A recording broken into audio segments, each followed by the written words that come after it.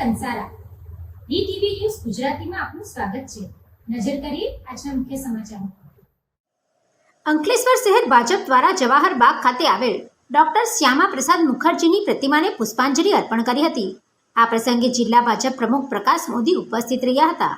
Doctor Shyama Prasad મુખર્જીની 125મી જન્મ જયંતિ નિમિત્તે અંકલેશ્વર શહેર ભાજપ દ્વારા જવાહર બાગ ખાતે આવેલ ડોક્ટર શ્યામા પ્રસાદ મુખર્જીની પ્રતિમાને પુષ્પાંજલિ અર્પણ કાર્યક્રમનું આયોજન કરવામાં આવ્યું હતું। પુષ્પાંજલિ કાર્યક્રમમાં જિલ્લા ભાજપ પ્રમુખ પ્રકાશ મોદી ઉપસ્થિત રહ્યા હતા અને ડોક્ટર શ્યામા પ્રસાદ મુખર્જીની પ્રતિમાને પુષ્પાંજલિ અર્પણ કરી હતી।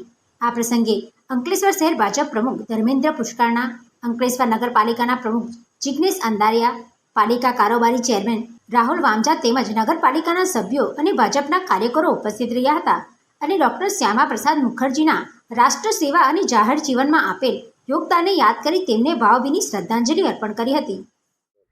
ડૉક્ટર શ્યામા પ્રસાદ મુખર્જી કે જેઓનો જન્મ 6 જુલાઈ 1901 એટલે આજના દિવસે એમના 125મી જન્મ જયંતિ નિમિત્તે અંકલેશ્વર નગરના અને જિલ્લાના ભારતીય જનતા પાર્ટીના હોદ્દેદારોએ આજે એમની પ્રતિમાને પુષ્પાંજલિ અર્પણ કરી છે।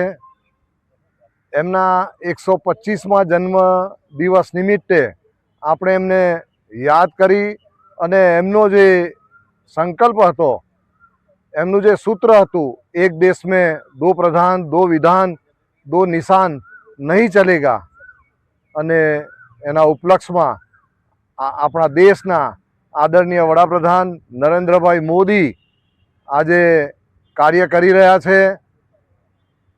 એમને જમ્મુમાંથી 370ની કલમ એને પણ નાબૂદ કરવા માટેનો એમનો સંકલ્પ હતો। એ પણ આપણા દેશના આદરણીય વડાપ્રધાન શ્રી નરેન્દ્રભાઈ મોદીએ 5 ઓગસ્ટ 2019ના રોજ એને નાબૂદ કરી છે।